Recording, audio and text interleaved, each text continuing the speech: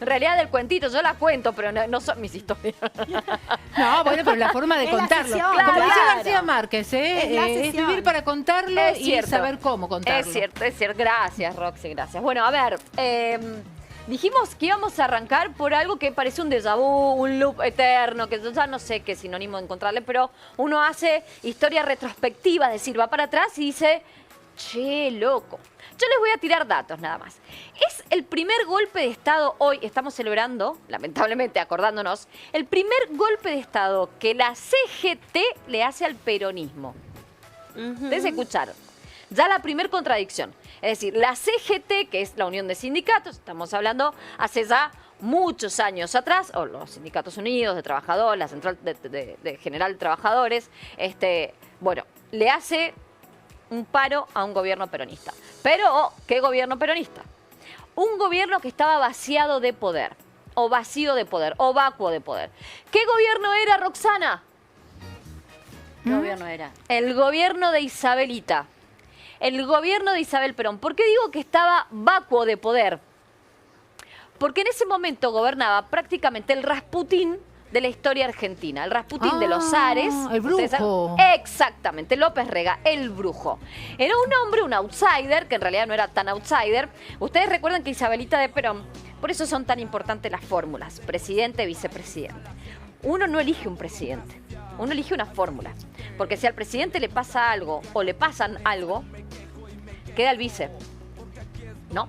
Entonces hay que ver quién es el vice, porque las fórmulas a veces se hacen estratégicamente para ganar las elecciones, pero no para gobernar.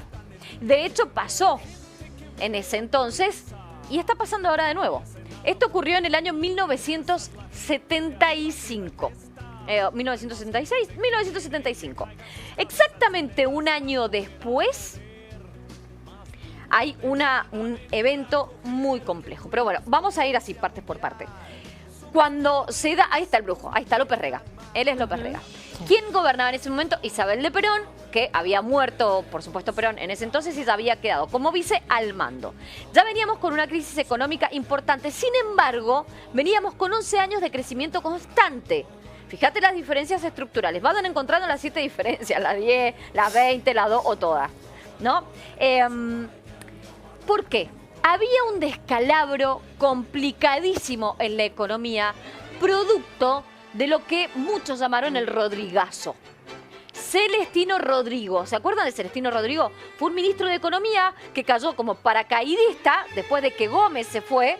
Se fue porque, ¿saben qué dijo Gómez en su momento? Dijo, estamos hablando de la década del 70, un poco antes. Dijo, yo ya no tengo más nada que hacer en este gobierno. ¿A qué les suena? Ah, bueno, sí, a muchos. Dijo, me voy, es un porque déjà vu. no tengo nada que hacer, este gobierno, ¿qué hace? Bueno, entonces Me tomo un helicóptero. Bueno, no sé si un helicóptero, pero agarró un fin de semana y le dijo, viejo, arreglate solo porque yo con esto no puedo. Chao. Claro, y nos dejó nos vamos. 28 horas sin ministro de Economía, ¿no? Dios mío. ¿Les hace acordar?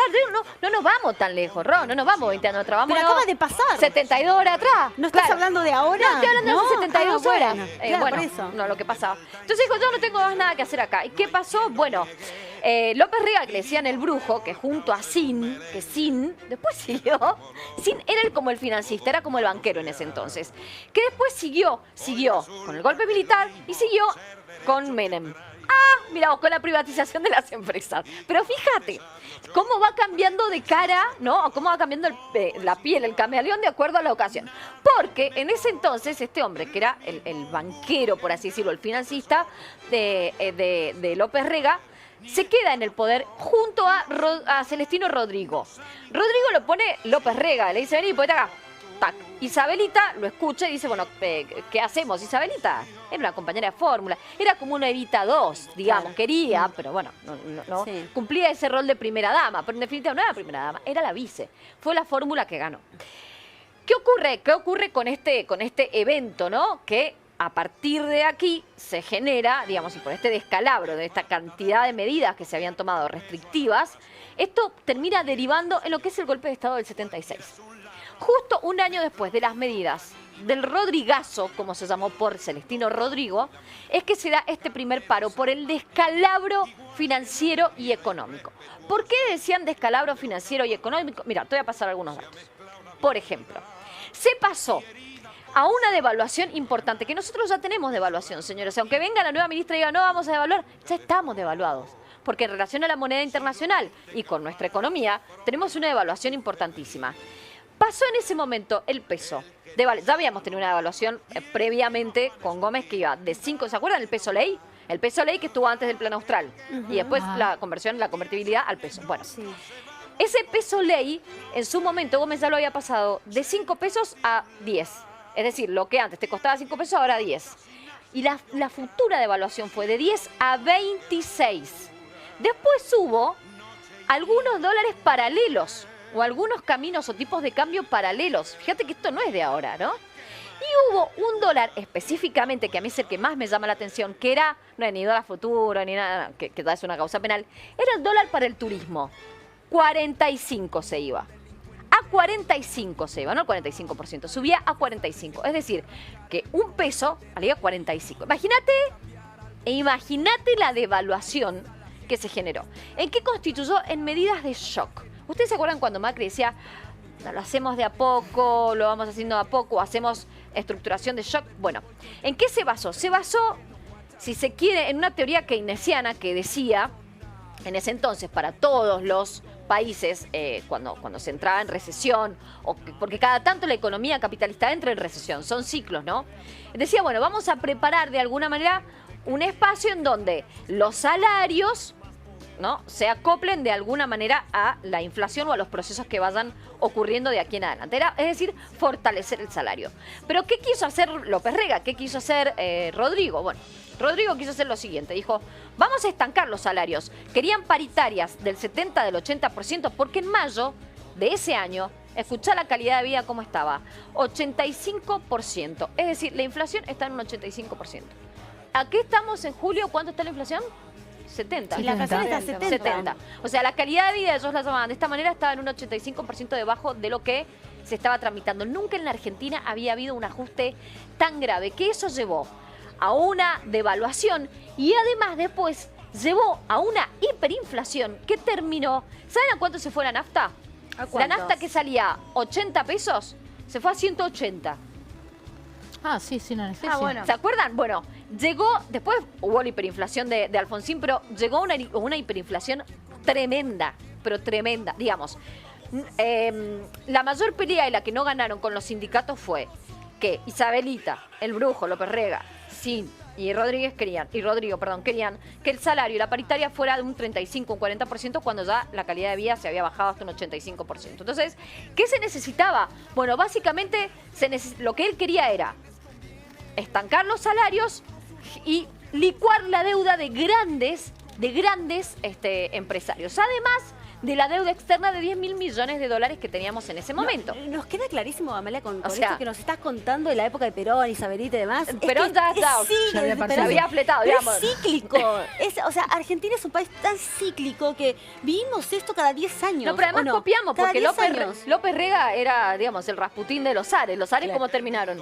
Se terminó, digamos, los rusos se cansaron y le dijeron, está, listo, lo fusilamos a todos. Todavía nadie sabe si está, ¿no? La paciencia social llegó a un límite, por eso yo estoy absolutamente extrañada, estoy preocupada. Lo que ellos querían eliminar era la distorsión de los precios relativos, que se llama. Sí. Ya habían control de precio en los supermercados. Claro. ¿Entendés? Que es lo mismo que Sí. está pasando ahora. Lo que está pasando Cuidado. ahora. Es O sea, claro. es una copia lo que está pasando ahora del kirchnerismo. Pero una con- mala copia. Porque ¿Eh? encima, una mala copia, porque encima nosotros veníamos con 11 años de crecimiento sostenido. Ahora venimos con 20 años de crecimiento, Claro, básicamente. claro. Bueno, esto pasó en un contexto de vacío de poder. ¿A qué les hace acordar ahora? La imagen presidencial socavada los que se van, totalmente. claro. Una imagen presidencial socavada. Un outsider, o uno que está, un vice, o un alguien que está metiendo ahí leña al fuego y diciendo cómo hay que gobernar cuando no fue elegido para gobernar. Yo te pregunto, en esa ¿A quién les época, hace con todo acordar? esto que nos está, sí, a lo que está sucediendo ahora, o sea, el No, vaciamiento López de- Rega, ¿quién les hace acordar? Digo, Ah, sí, ¿a sí. quién les hace acordar? ¿Quién está metiendo mano en el Cristina. gobierno de otro? Ah, A la señora Exactamente. vicepresidente, ¿No?